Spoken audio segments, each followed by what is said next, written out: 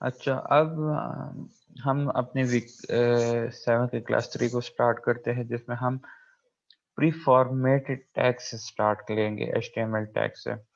जो HTML pre formatted tag है वो हम इसलिए यूज करते हैं कि हमारा जो फॉर्मेट हुआ मटेरियल है, टेक्स्ट है, वो बिल्कुल उसी तरह एचटीएमएल में रहे। ठीक है, उसमें कोई चेंजेस ना आए। लाइक जिस तरह हम उसे नोटपैड में डालें, बिल्कुल सेम उसी तरह जाके वेब पेज में शो हो। ठीक है, the HTML pre-tag is used to present pre-formatted text. Pre-formatted mean आपने लाइक पहले से जो फॉर्मेट बनाया होता है टेक्स्ट का, बिल्कुल उसी तरह जाके शो हो। ठीक है, pre formatted text refers to the text that has already been formatted and shouldn't be formatted further. ठीक है, लाइक ऑलरेडी ये टेक्स्ट फॉर्मेट फॉर्म में होता है। ठीक है, उसमें चेंजेस हुई होती है, उसके फॉन्ट साइज वगैरह वो सारी चीजें बराबर हुई होती है, उसमें जो है ना फर्दर कोई चेंजेस करने की जरूरत नहीं होती। When you present a text in the web page true pre-tag, it is shown in the format you wrote in the format, जो जिस फॉर्मेट में जो है ना आपने उसे ऑलरेडी लिखा हुआ हो, बिल्कुल उसी फॉर्मेट में जो है ना जाके वेब पेज में शो हो जाता है। फॉर एग्जांपल जो स्पेसेस हो गए हैं, फॉन्ट साइज हो गए हैं, हेडिंग्स हो गए हैं। ठीक है, all the setting change and show in the same form. जैसी सेटिंग में आपने उसे वहां पे पुट किया हुआ हो, बिल्कुल सेम उसी तरह वहां पे वेब पेज में शो हो रहते हैं। बट शर्त क्या है, आपने प्री फॉर्मेटेड टैग में उसे क्लोज करना होगा। ठीक है, the most popular use of this tag is to present a programming code. ठीक है, ये प्री फॉर्मेटेड टैग जो है ना, बेसिकली जो इसकी मोस्ट पॉपुलर यूज है वो ये है कि ये टैग जो है प्रोग्रामिंग पर्पस के लिए काफी यूज होता है। ठीक है, the programming code is represented by spaces and indentations. Indentation is also a kind of like spaces वगैरह ये भी होते हैं, एक किस्म के लिए स्पेसेस एंड इंडेंटेशंस जो है वो सिनोनिम्स हैं। And only then it makes sense. ठीक है, तो प्री फॉर्मेटेड टैग की वजह से वो स्पेसेस और उन इंडेंटेशंस में जाके चेंजेस नहीं आती। That's why the pre tag is used to represent the programming code. Now it has become a standard and everyone follow it. ठीक है, आजकल अगर हम देखें तो ये प्री फॉर्मेटेड टैग जो है ये काफ़ी यूज टू हो गया है, एक स्टैंडर्ड वो टैग बन गया है। और मेजॉरिटी ऑफ जो प्रोग्रामर्स हैं वो इस टैग को बेसिकली कोड्स के लिए फॉलो करते हैं। ठीक है, अब आ जाते हैं प्रैक्टिकल की तरफ। यहाँ पे मैंने ऑलरेडी एक एग्जांपल लिया हुआ है, ये देखें। मैं इसे वो कर लेता हूँ, इसे मैं क्रॉस कर लेता हूँ।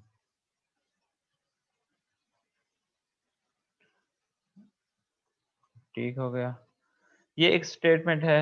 Within pre-formatted text, all formatting is preserved no matter how wild it is. Remember that some HTML markup is allowed within the। ठीक है, ये मैंने कुछ टेक्स्ट लिखा हुआ है, अब मैं इसे सेव कर लेता हूँ। अब आप लोग को खुद अंदाजा हो जाएगा कि किस तरह चेंजेस आती हैं। अच्छा, ये प्री टैग में मैंने लिखा हुआ है, ये जो है ना इस तरह चेंज हो गया है। अब यहाँ पे देखें, यहाँ पे किस तरह मैंने लिखा हुआ है। ठीक है, और यहाँ पे देखें कितनी चेंजेस आई हैं। अब मैं यहाँ पे प्री लिख देता हूँ, प्री फॉर्मेटेड टैग, और यहाँ पे मैं close with close angular tag, pre formatted tag. ठीक है, तो ये मैं सेव कर लेता हूँ। अब आप लोग चेंज सिर्फ देखें, ये देखें कितनी चेंज आई है। जिस तरह मैंने यहाँ पे लिखा हुआ है बिल्कुल सेम इसी तरह यहाँ पे भी आ गया है। तो प्री फॉर्मेटेड टैग उस फेज में आपके लिए यूज होता है जब आप कोई कोड, प्रोग्राम में कोड वगैरह यूज कर रहे हो, जिसमें आपको लगता है कि स्पेस और जो स्टेप्स है वो इफेक्ट ना हो जाए, जो ऑलरेडी आपका फॉर्मेटेड टेक्स्ट है वो उसमें कोई चेंज ना आए, तो उसमें जो है ना आपकी जो प्री फॉर्मेटेड टेक्स्ट है वो आपकी काफी हेल्प कर सकती है। ठीक है, अच्छा, इसके बाद आते हैं लास्ट स्लाइड्स, सुपरस्क्रिप्ट टेक्स्ट और सबस्क्रिप्ट टेक्स्ट। ठीक है, सुपरस्क्रिप्ट टेक्स्ट जो है, इसके लिए हम basically SUP and SUB elements का यूज करते हैं, ठीक है।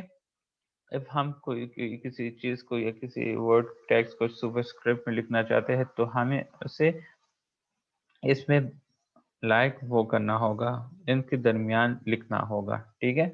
Like with starting superscript tag and ending superscript tag, इसके दरमियान हमें टेक्स्ट को लिखना होता है। इसमें बेसिकली क्या होता है, जो फॉन्ट साइज है वो सेम रहता है और करेक्टर्स के निस्बत।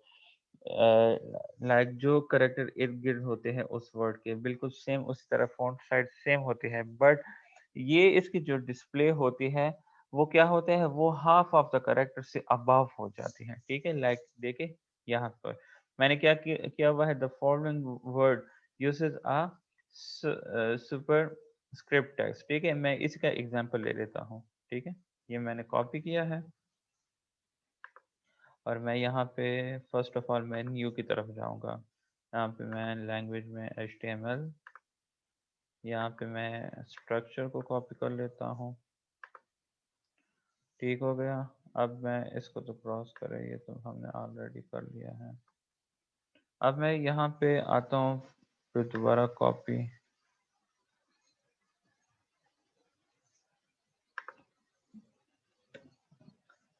अब एक मिनट पहले एक देखते हैं, ये मैं सेव कर लेता हूँ।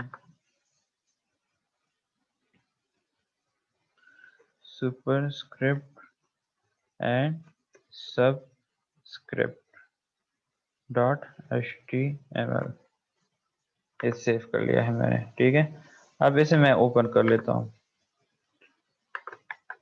ओपन करने से जो है ना आप लोग साफ देख लेंगे दैट सिर्फ ये लाइन लिखा हुआ होगा, ये देखे मैंने यहाँ पे भी लिखा हुआ है, the following word uses a superscript and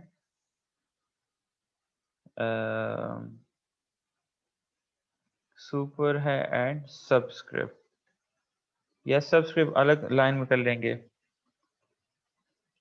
अब यहाँ पे मैंने कहा, अब मैं चाहता हूँ कि ये सुपरस्क्रिप्ट जो है ये क्या हो, ये डिस्प्ले हो जाए half a character above the other characters, ठीक है।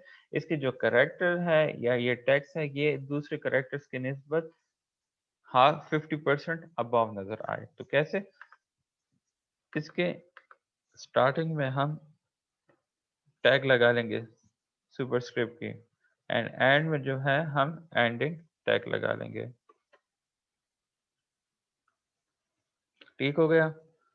इसे हम सेव कर लेते हैं और अब आप लोग खुद रिजल्ट्स देखें। ये देखें सुपरस्क्रिप्ट को, ये 50% फॉन्ट साइज बिल्कुल सेम है, but it displays as 50% above the other characters. अब सबस्क्रिप्ट टेक्स्ट में क्या है, सेम ही है सब कुछ, बट इसमें जो टेक्स्ट है वो 50% बिलो द अदर कैरेक्टर्स नजर आ रहा होता है, ठीक है। अब यहाँ पे देखें मैं सिर्फ सब लगाता हूँ, सब की जगह मैं सब लगाता हूँ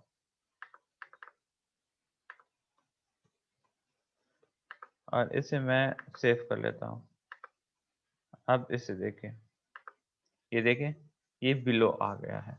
तो ये थे आप लोग के वीक 7 के लेक्चर्स। उम्मीद है आप लोग को इंशाल्लाह समझ आई होगी, इजी था काफ़ी, और आप लोग काइंडली प्रैक्टिस किया करें। जो भी क्वेश्चन हो, स्टूडेंट्स अक्सर यूट्यूब वीडियो के नीचे जो भी हेल्प चाहिए होती है मैं रिस्पॉन्ड करता हूँ वहाँ पे। आप लोग काइंडली जो भी आपकी क्वेरीज हो वो आप लोग मुझसे डिस्कस किया है वहाँ पर। एंड सेकंड ये कि मैं नेक्स्ट वीक या